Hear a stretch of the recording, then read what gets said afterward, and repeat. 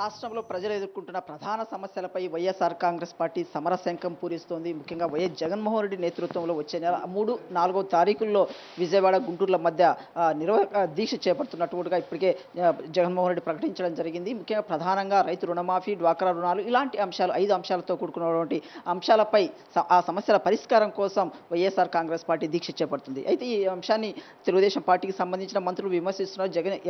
దీక్ష చేయాల్సిన అవసరం లేదంటున్నారు. ఇదే అంశంపై వైఎస్ఆర్ కాంగ్రెస్ పార్టీ సీనియర్ నేత పొంగనూరు ఎమ్మెల్యే పెద్దిరెడ్డి రామచంద్రరెడ్డి గారు వారిని అడిగి మరికొన్ని విషయాలు తెలుసుకునే ప్రయత్నం చేద్దాం. జగన్మోహన్ రెడ్డి చేస్తున్న దీక్ష అవసరం లేదు అని టీడీపీ మంత్రులు చాలామంది మంత్రులందరూ కూడా అవగాహన రాహిత్యంతో ఉన్నారు.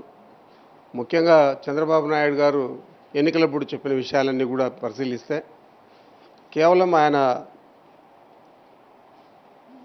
ఇచ్చిన హామీలు ఆయన్ను అధికారంలోకి తేవడం జరిగింది.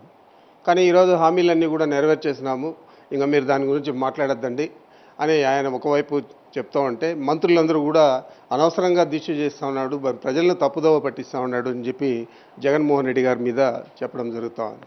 నేను ఒకటే మంత్రులు కానీ చంద్రబాబు కానీ నేను ఒకటే ప్రశ్నించదలుచుకున్నాను. మరి మీరు మొత్తం రుణాలన్నీ కూడా మాఫీ చేస్తామని చెప్పి రైతులకు హామీ ఇచ్చినారు.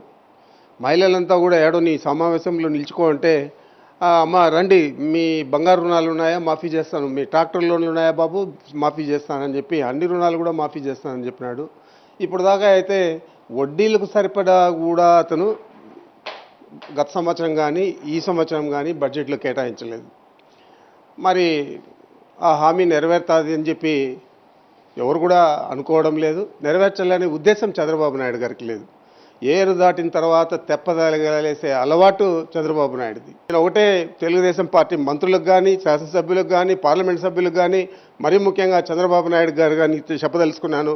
మీరు ఏదైనా చెప్పినవి చేసే కార్యక్రమం చేయండి, లేదా మీరు చేయకూడదు అనుకున్నప్పుడు వాటి గురించి మాట్లాడద్దండి.